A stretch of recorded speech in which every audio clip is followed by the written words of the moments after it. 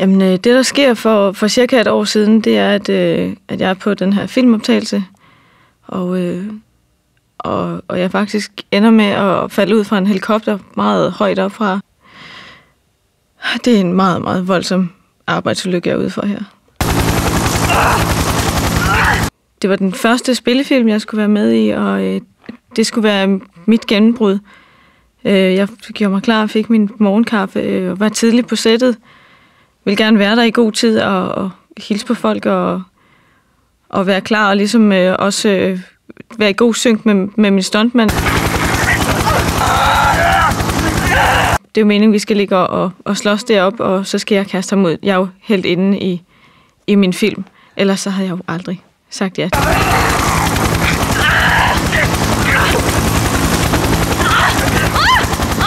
Det ender jo simpelthen med, at han på en eller anden vis får skubbet mig ud over kanten i den her helikopter.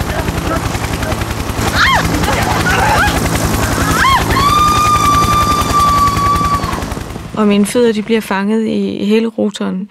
Der sker intet med mine fødder. Jeg kan knap mærke det. Men man kan se nogle meget tydelige mærker her i skoen. Så igen, så er jeg virkelig, virkelig glad for, at det er det her, der har været en del af mit kostyme. Ellers så havde jeg jo ikke, så var mine ben jo blevet kappet af. Sådan der, ikke? Jeg falder cirka de her 3 kilometer ned mod jorden. Jeg er i live, fordi at jeg havde nogle fantastiske støvler på, som simpelthen afværgede mit fald. Jeg har altid været meget glad for stiletter, men jeg kan simpelthen ikke føle mig tilpas i andet fodtøj nu. Det er et spørgsmål om sikkerhed, men jeg synes også, at det er en smart sko. Tager jeg en tur på den røde løber, så er der også brynje. Life is simple. Protection is not. Get it.